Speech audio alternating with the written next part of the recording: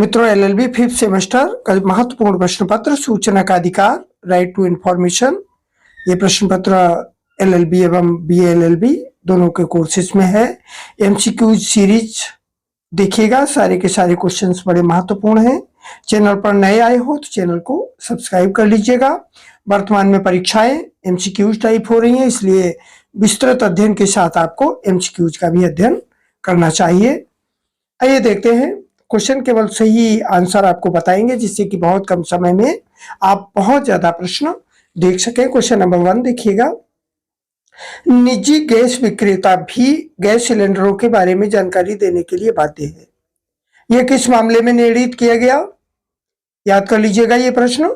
निजी गैस विक्रेता भी गैस सिलेंडरों के बारे में आपको जानकारी देने के लिए बाध्य है। यह किस मामले में बताया गया? नीरज अग्रवाल बनाम बीपीसीएल। इस बात में बी नंबर हमारा सही उत्तर है। Next question, question number 2। गैर सरकारी संस्थाएं सरकार से प्राप्त धन के हिसाब की सीमा तक धारा 2H के अंतर्गत लोक प्राधिकरण मानी जाएंगी। यह कथन सत्य है। जो गैर सरकारी संस्थाएं हैं सरकार से प्राप्त धन के हिसाब की सीमा तक धारा 2H के अंतर्गत लोक प्राधिकरण मानी जाएंगी। Next question, question number 3। सूचना का अधिकार अधिनियम जो 2005 है, इसका विस्तार कहां तक है? संपूर्ण भारतवर्ष तक। जो राइट टू इंफॉर्मेशन है 2005, ये पूरे भारतवर्ष तक आज इसका विस्तार है। Next question, question number 4। सूचना का अधिकार अधिनियम 2005 का अधिनियम क्रमांक क्या है? बहुत महत्वपूर्ण प्रश्न है। इसका अधिनियम क्रमांक है 22।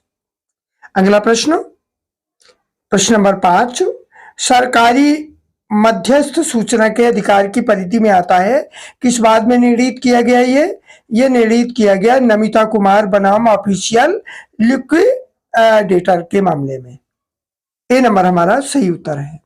केवल राइट आंसर्स आपको बताएंगे, इससे बहुत कम समय आपको मिले। 2-3 बार वीडियो सुनिएगा, कंफर्म हो जाएगा।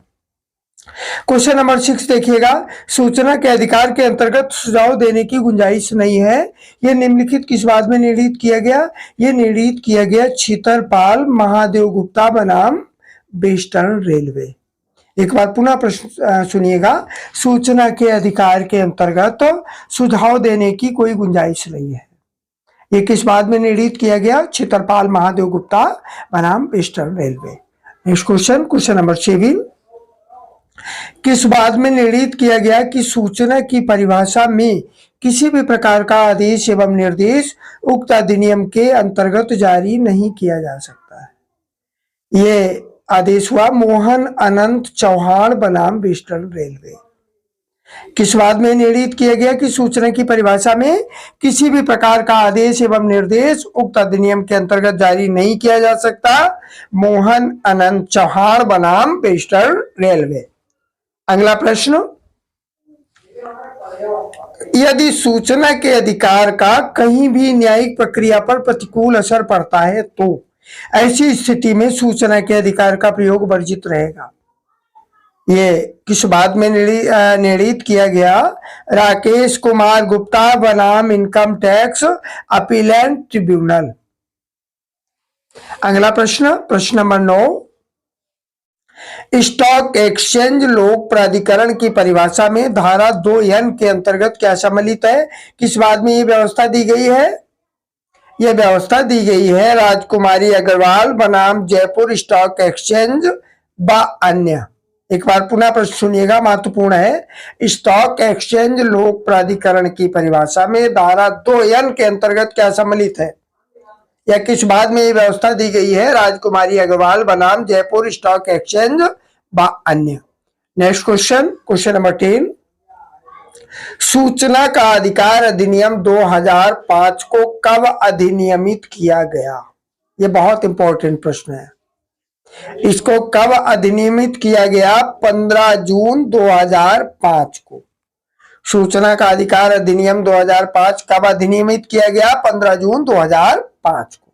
अगला प्रश्न, प्रश्न नंबर 11। सूचना का अधिकार अधिनियम 2005 की धारा 1 के खंड 3 में ये उपबंध है कि धारा 4 की उपधारा 1, धारा 5 की उपधारा 1 और धारा 12, धारा 13, धारा 15, धारा 16, धारा 24 और धारा 27 और धारा 28 के उपबंध तुरंत प्रभावी होंगे और इस अधिनियम के शेष उपबंध इसके अधिनियम के कितने 120वें दिन को प्रवृत्त करेंगे। यहां खाली जगह क्या भरा जाएगा 120वां दिन। प्रश्न नंबर 12, निम्न इनमें से कौन से अभिलेख में सम्मिलित है। कौन अभिलेख में सम्मिलित है देखिएगा, ये सभी के सभी अभिलेख माने जाते हैं, दस्तावेज भी, दस्तावेज की माइक्रोफिल्म भी और कंप्यूटर द्वारा तैयार सामग्री, ये सभी के सभी दस्तावेज या अभिलेख के अंतर्गत आते हैं। नेक्स्ट क्वेश्चन, क्वेश्चन नंबर 13, निम्नलिखित में से कौन सी धारा अभिलेख के संबंध में प्रावधान करती है। कौन सी धारा अभिलेख के संबंध में प्रावधान करती है। धारा 2 झा अभिलेख के संबंध, ये इंपॉर्टेंट प्रश्न है। धारा 2 झा अभिलेख के संबंध में धारा 2 झा में प्रावधान है। नेक्स्ट क्वेश्चन, क्वेश्चन नंबर 14, सूचना का अधिकार अधिनियम 2005 ये भारत के राजपत्र में कब प्रकाशित किया गया। ये प्रकाशित किया गया जून 2005 यानी 21 जून 2005 को भारत के राजपत्र में प्रकाशित किया गया। नेक्स्ट क्वेश्चन, क्वेश्चन नंबर 15, सूचना के अधिकार के अंतर्गत सुझाव देने की कोई गुंजाइश नहीं है। यह निम्नलिखित किस बाद में निर्णित किया गया। यह निर्णित किया गया छितरपाल महादेव गुप्ता बनाम वेस्टर्न रेलवे में। सूचना के अधिकार के अंतर्गत सुझाव देने की कोई गुंजाइश नहीं है। यह किस बाद में निर्णित किया गया छितरपाल महादेव गुप्ता बनाम वेस्टर्न रेलवे। नेक्स्ट क्वेश्चन है क्वेश्चन नंबर 16, सूचना को सूचना के अधिकार अधिनियम 2005 में परिभाषित किया गया है। किस जगह परिभाषित किया गया है। धारा 2F में सूचना को सूचना के अधिकार अधिनियम 2005 में कहा सूचना को परिभाषित किया गया है। धारा 2F में। नेक्स्ट क्वेश्चन, क्वेश्चन नंबर 17, क्या किसी दस्तावेज की माइक्रो फिल्म अभिलेख होगी। तो बिल्कुल होगी। माइक्रोफिल्म भी अभिलेख के अंतर्गत आती है। अगला प्रश्न है प्रश्न नंबर 18, सूचना का अधिकार को अधिनियम की किस धारा के अंतर्गत परिभाषित किया गया है। इसको परिभाषित किया गया है धारा 2 के अंतर्गत। सूचना के अधिकार का अधिकार यह अधिनियम की किस धारा के अंतर्गत परिभाषित किया गया है। धारा 2 के अंतर्गत। अगला प्रश्न है 19 नंबर, सूचना का अधिकार अधिनियम 2005 की धारा 2D में क्या परिभाषित है। इसमें सूचना परिभाषित है। नेक्स्ट क्वेश्चन, क्वेश्चन नंबर 20, सूचना का अधिकार अधिनियम 2005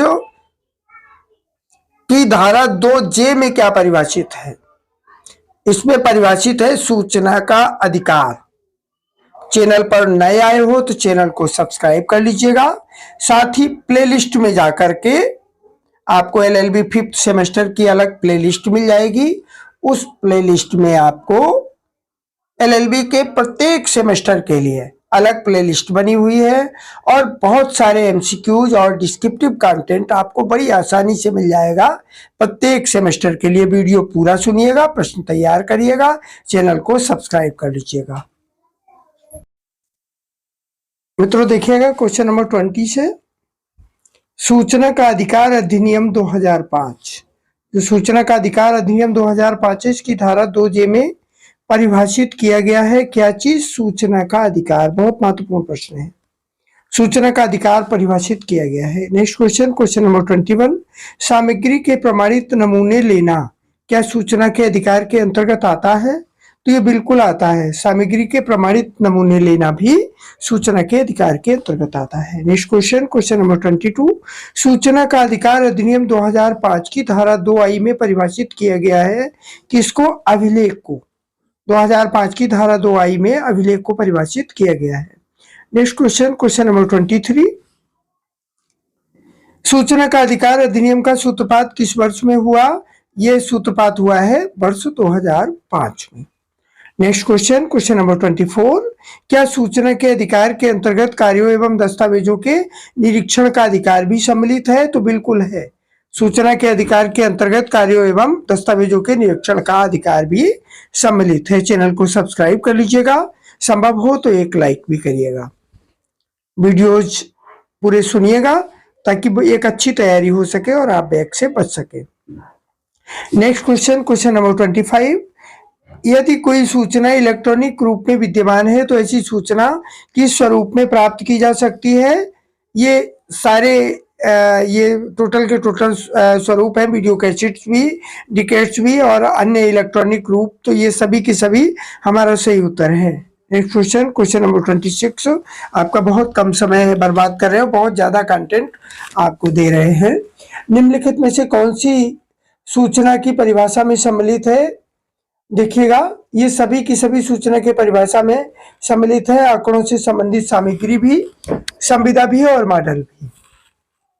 अगला प्रश्न, प्रश्न नंबर 27। दस्तावेज को भारतीय दंड संहिता की किस धारा के अंतर्गत परिभाषित किया गया है? जो दस्तावेज है इसको धारा 29 के अंतर्गत परिभाषित किया गया है और हमारा बी नंबर सही है। अगला प्रश्न, प्रश्न नंबर 28। किस बाद में निर्णित किया गया कि सूचना की परिभाषा में किसी भी प्रकार का आदेश एवं निर्देश उक्त अधिनियम के अंतर्गत जारी नहीं किया जा सकता? ये किसके अंतर्गत है? ये क्वेश्चन नंबर 28 का जो सही उत्तर है वो नंबर बी है, मोहन आनंद चौहान बनाम वेस्टर्न रेलवे। अगला प्रश्न, प्रश्न नंबर 29। यदि सूचना के अधिकार का कहीं भी न्यायिक प्रक्रिया पर प्रतिकूल असर पड़ता है तो ऐसी स्थिति में सूचना के अधिकार का प्रयोग वर्जित रहेगा। ये किस बाद में निर्णित किया गया? ये निर्णित किया गया राकेश कुमार गुप्ता बनाम इनकम टैक्स अपील ट्रिब्यूनल में, इसमें परिभाषित किया गया। चैनल को सब्सक्राइब कर लीजिएगा क्योंकि आपको एलएलबी के समस्त सेमेस्टर्स के लिए एमसीक्यूज और डिस्क्रिप्टिव कंटेंट पूरी तरीके से सब्जेक्टिव भी मिल जाएगा और एमसीक्यूज भी मिल जाएंगे। ऑथेंटिकेट है और समय भी आपका बहुत कम लेंगे और इसके साथ में पूरा ऑथेंटिकेट मटेरियल आपको मिल जाएगा। बस सुनना आपको है, 2-3 बार सुनने से प्रश्न याद हो जाते हैं। प्रश्न नंबर 30 देखिएगा, अलिखित कागज क्या सूचना में सम्मिलित होते हैं? तो अलिखित कागज सूचना में सम्मिलित नहीं होते हैं। प्रश्न नंबर 31। सूचना के अधिकार के अंतर्गत केवल लोक प्राधिकरण के पास उपलब्ध सूचना ही प्रदान की जा सकती है तथा जो सूचना उपलब्ध न हो उसे उत्पन्न करने के लिए बाध्य नहीं किया जा सकता है। एक इस बाद में निर्णित किया गया। ये जो निर्णित किया गया है ये विभोर दिलीप बारला बनाम सेंट्रल एक्साइज एंड कस्टम के बाद में निर्णित किया गया। प्रश्न नंबर 32 देखिएगा, सूचना के अधिकार के लिए, सूचना का जो अधिकार है, अधिकार अधिनियम के अंतर्गत मात्र सूचना उपलब्ध करवाई जा सकती है। कष्ट निवारण के लिए समाधान अन्यत्र तलाशने होंगे। ये किससे संबंधित बात है? ये संबंधित बात है एसके कपूर बनाम deputy commissioner of police. Next question, question number 33। सूचना का अधिकार हेतु पात्रता का उल्लेख किस धारा के अंतर्गत किया गया है? ये धारा है आपकी धारा 3। सूचना का अधिकार हेतु पात्रता का उल्लेख किस धारा के अंतर्गत है? धारा 3 के अंतर्गत है। Next question, question number 34। क्या संस्थाएं यथावत सूचना के अधिकार का प्रयोग कर सकती है? तो संस्थाएं यथावत सूचना का अधिकार का प्रयोग नहीं कर सकती। Next question, question number 35। किस धारा के अंतर्गत ये निर्दिष्ट है कि प्रत्येक लोक अधिकारी ये सुनिश्चित करेगा कि रिकॉर्ड का रखरखाव सूचीबद्ध व योजनाबद्ध तरीके से हो? ये धारा 4 के खंड का में वर्णित है। बहुत महत्वपूर्ण प्रश्न है। किस धारा के अंतर्गत ये निर्दिष्ट है कि प्रत्येक लोक अधिकारी ये सुनिश्चित करेगा कि रिकॉर्ड का रखरखाव सूचीबद्ध व योजनाबद्ध तरीके से हो? धारा 4 के खंड का के अंतर्गत आता है। प्रश्न नंबर 36 देखेंगे, सूचना प्राप्त करने के लिए आवेदन किस धारा के अंतर्गत किया जाता है? धारा 6 के अंतर्गत सूचना प्राप्त करने के लिए आवेदन किया जाता है। Next question, question number 37। सूचना प्राप्ति हेतु तो आवेदन किया जा सकता है मौखिक, लिखित, ए और बी दोनों। तो मौखिक आवेदन तो हो नहीं सकता है, इसलिए लिखित ही किया जाएगा और नंबर बी हमारा सही उत्तर है। प्रश्न नंबर 38। सूचना की प्राप्ति हेतु तो आवेदन किस भाषा में किया जा सकता है? तो चाहे हिंदी हो, चाहे अंग्रेजी हो, चाहे हमारी क्षेत्रीय भाषा हो, तो डी नंबर हमारा सही उत्तर है। प्रश्न नंबर 39। जहां सूचना प्राप्ति है तो आवेदन लिखित में नहीं किया जा सकता, वहां लोक सूचना अधिकारी अनुरोध करने वाले व्यक्ति को सभी युक्त सहायता देगा जिससे कि उसके मौखिक अनुरोध को लेखबद्ध किया जा सके। प्रस्तुत प्रावधान का संबंध किससे है? इसका संबंध है धारा 6 से। 39 नंबर हमारा जो है इसका सही उत्तर है नंबर सी। जहां सूचना प्राप्ति है तो आवेदन लिखित में नहीं किया जा सकता, वहां लोक सूचना अधिकारी अनुरोध करने वाले व्यक्ति को सभी युक्त सहायता देगा जिससे उसके मौखिक अनुरोध को लेखबद्ध किया जा सके। यह प्रावधान धारा 6 से संबंधित है। प्रश्न नंबर 40, किस मामले में केंद्रीय सूचना आयोग ने स्पष्ट किया कि एक से अधिक सूचना प्राप्त करने के लिए संबंधित जन सूचना अधिकारी के पास अलग अलग आवेदन पत्र दायर करने होंगे? ये वर्णन है एस राणावत के मामले में। चैनल को सब्सक्राइब कर लीजिएगा, साथ ही प्लेलिस्ट में जाकर के आपको LLB 5th सेमेस्टर के प्रत्येक प्रश्न पत्र के लिए आपको कंटेंट मिल जाएगा, सब्जेक्टिव भी और डिस्क्रिप्टिव भी और MCQs भी, और उन्हें बार बार सुन करके आप एक अच्छी तैयारी कर सकते हैं।